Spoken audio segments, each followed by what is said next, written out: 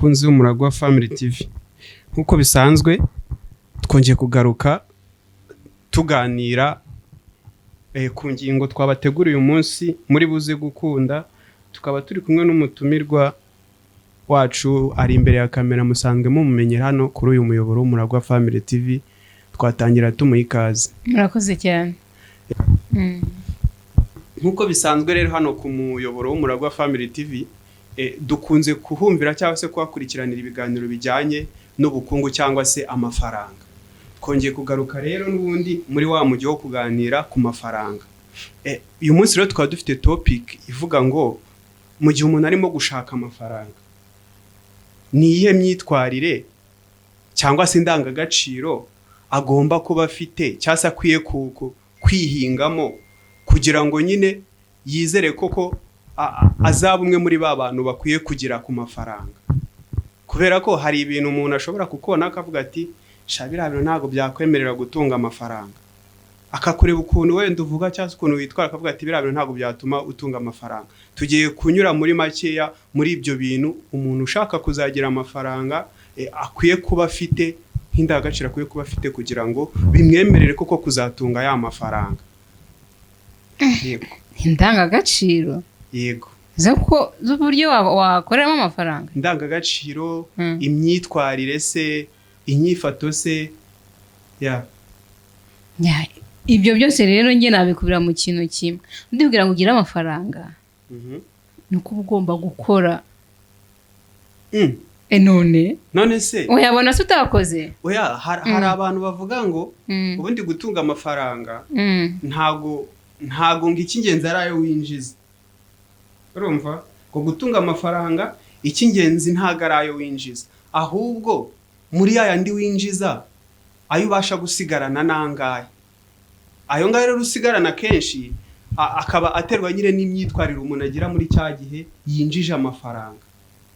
Sinzi wenda niba urimo kubasha kunyumva. Iyo principe ndumva atari ngo amafaranga ngo nyine igituma umuntu atunga amafaranga menshi ntago bigendera ku mafaranga yinjiza, ahubwo yandi winjiza abasha kugusohokamo nayo ubasha kugumana amenshi nayahe.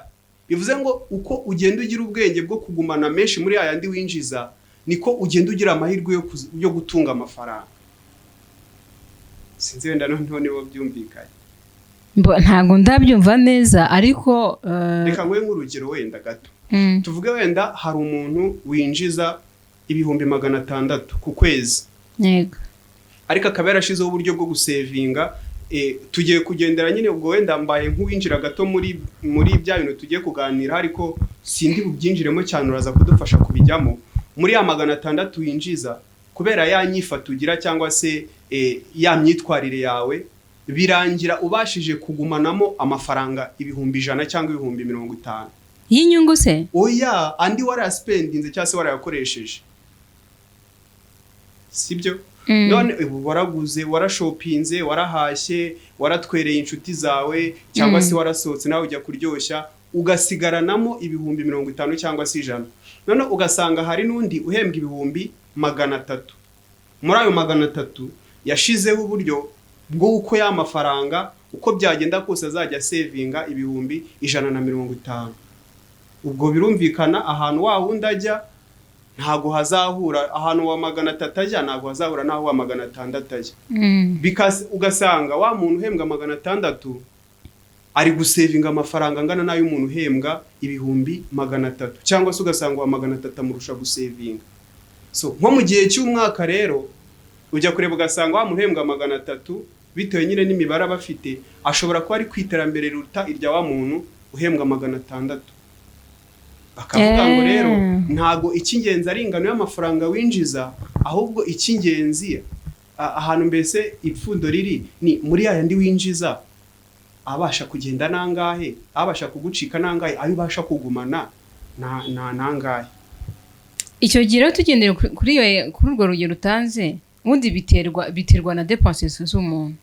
Ko ugiye no kubireba usanga nyine wa muntu winjiza 600 dépenses ze zitahwanye na za wundi winjiza 300.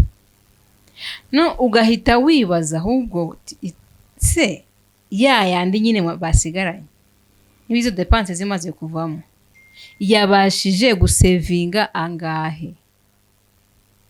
Ni ukuvuga ngo ikintu cyose kigufasha gusigarana amafaranga yaba menshi yaba make ni uko muri wowe uba wifitemo kudasesagura. none se wenda ntabwo ndibuze kuguca mu ijambo kugira ngo ukomerezeho, ariko aho ngaho ndi kugira ngo mpite nkubaza gato muri bya bindi umuntu abara nka depanse. Ntabwo ushobora gufata ibintu bitari ngombwa, cyangwa se mu mibare ugira ugasanga ari imibare wenda ugira ifite ukuntu ibogamyemo ukuntu nyine mu buryo ishobora kubangamira wenda ya mafaranga uzasevinga. Tuvuge n'urugero, umuntu uhembwa 600 agahita yumva ko byanze bikunze ashaka kujya mu nzu y'ibihumbi 300 cyangwa se wenda 200, kandi niyo wenda ari umuseribateri birashoboka ko niya 50 yayijyamo. Bivuze ngo muri za depanse ugira ya nzu ya 200 nayo irahita iyatwara, nayo ayo ngayo 200 agende muri depanse, ku buryo byanze bikunze ayo bibuze gusigarana hari buze kuvaho ikintu kinini, kubera ko hari depanse yagiye, nyamara mu guhitamo iyo nzu ukodesha nanone nyine hari ibintu wirengagije ko ushobora kujya mu nzu itagukonsoma amafaranga nk'ayo ngayo just kugira ngo sevinge menshi.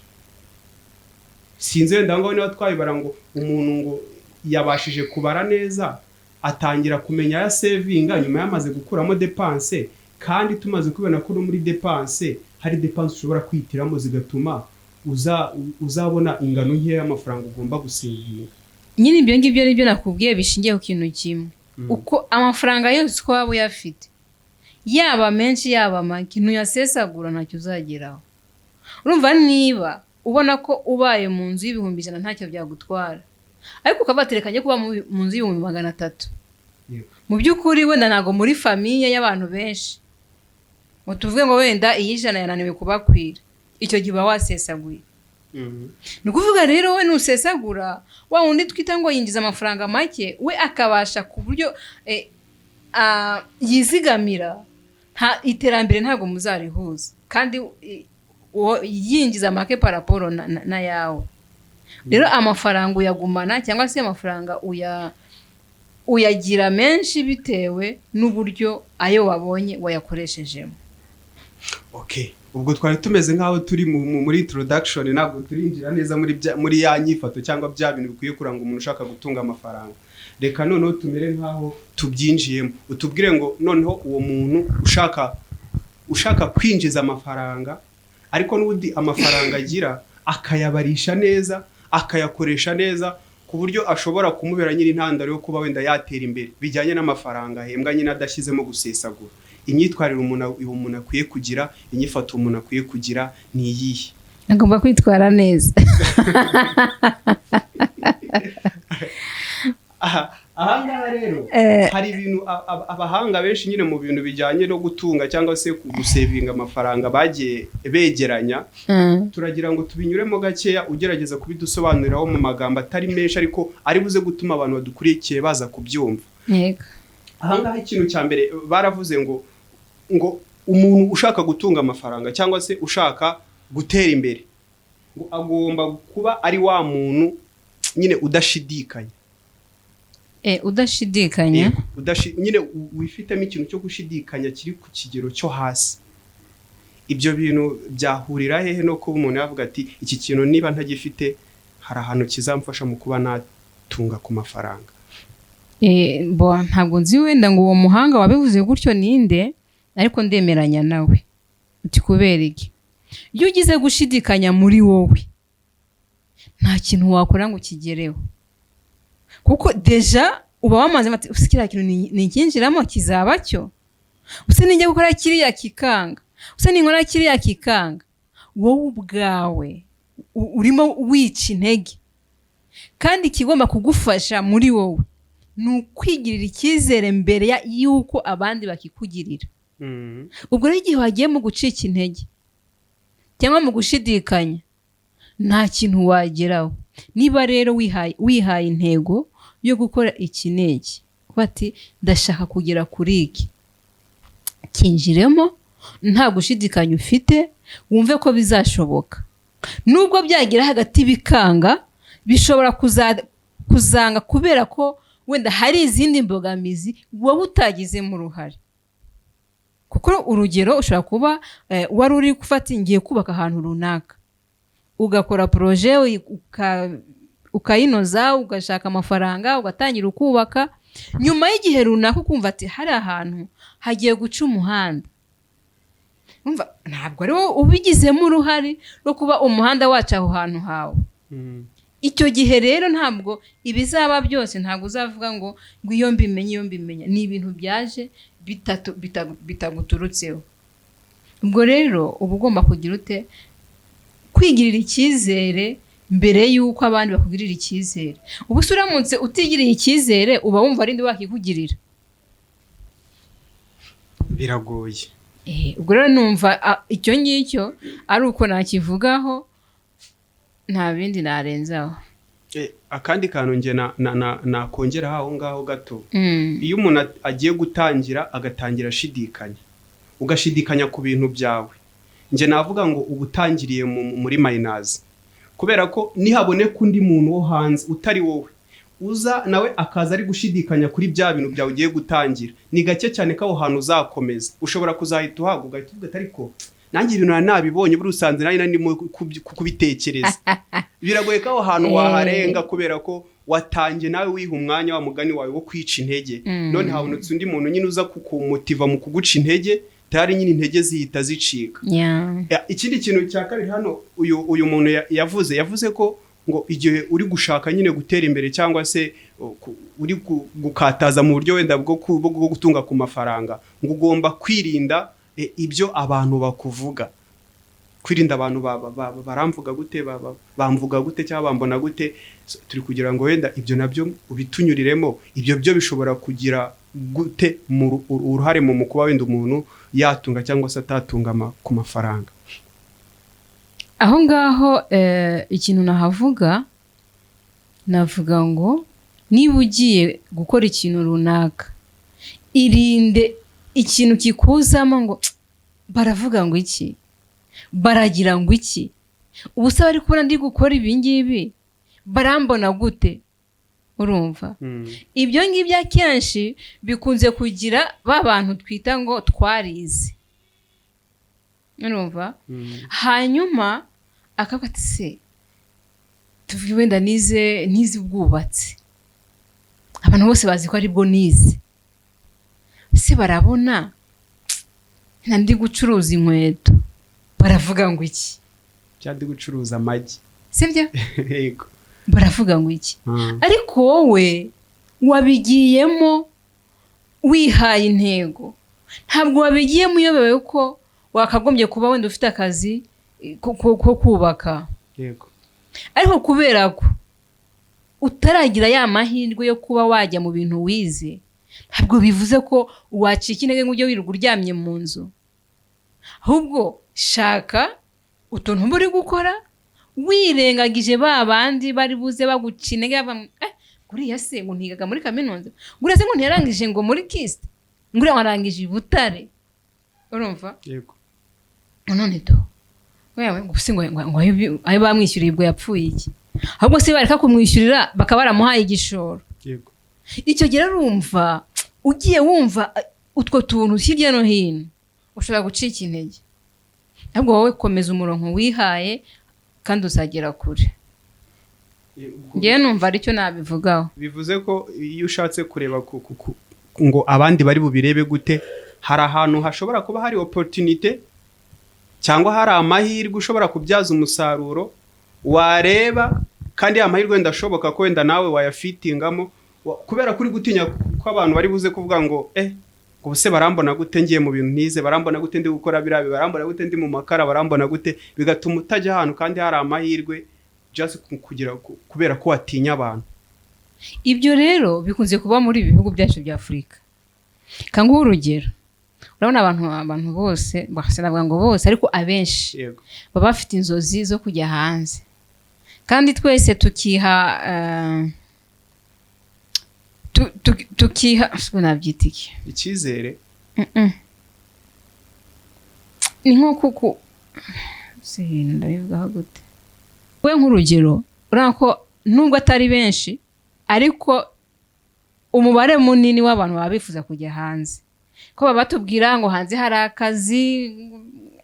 akazi ntikabura noneho watekereza muri ibi bihugu byacu bya Afurika ukuntu wenda turi abashomeri iki n'ibiki ukumva nyine nawe ufite inzozi zo kujyayo urumva noneho ikindi noneho bakakubwira amafaranga bakorera nko ku isaha wakubita mu mibare ugasanga nko ku kwezi rwose ni abamiliyaderi uyakompaye natwe ayo dukorera hanyuma rero icyo ndagira ngo tugaruke kuri iki kintu hano iwacu ntanga urugero hano iwacu mu Rwanda nshobora kumva ntewe isoni zo kuvuga ngo ndagiye ngiye gusaba akazi ko kwirirwa nkubura mu mabatima mu ofisi y'abantu runaka sibyo nkumva binteye isoni ariko wagera hanze ugasanga nibyo ukora ugasanga ufite nka batima nk'eshanu ukoramo ufite aho ukora amasaha nk'abiri ya mu gitondo ukajya ahandi ukarinda bwira ari ako kazi ukora uzi impamvu aba bari hari hanze babikora nta kibazo gihari nuko nta muntu uba umuzi twebwe twicwa no kuba twasaba akazi katajyanye n'ibyo twize noneho ahantu batuzi uri butambuke yafate tito yarangije kaminuza rero ukumva ko ku rundi ruhande uwo muntu wamwumva cyangwa ntabwo wamwumva nose mwese si amafaranga muba muri gukorera ahubwo intekerezo jijuma z'abantu njye ntabwo byakagombye niba ugiye gushaka akazi bakagombye kwirengagiza babandi bavuga ngo buse urabona buri wese ashaka kukugiraho ijambo kandi ka kazi uretse kugakora nta muntu uri gusapotinga uragenda usufure wenyine aho ngaho ubura amavuta ubura transport kandi nuramuka unabibuze umva ukuntu abantu tutari beza tuzafata ariko suriya we yava mu rugo akavana amaboko mu mifuka yabuze ahantu yajya no kujya gukora akajyabona na 5 numva rero ni abantu niba nta munoze niba rero wowe ubwawe wiyumvamo kugomba gukora ikintu runaka gikore wirengagije ya magambo ari buturuke hirya no hino reka tujye ku cya gatatu rero kwibazo bibaye byinshi reka ngiye kugusaba utuganirize kuri iki ngiki wenda harabasigaye ikindi kimwe dusoreze kuri iki ngiki impamvu nashaka ko tugisimbuka ikintu cy'ibanze cyane ikintu bita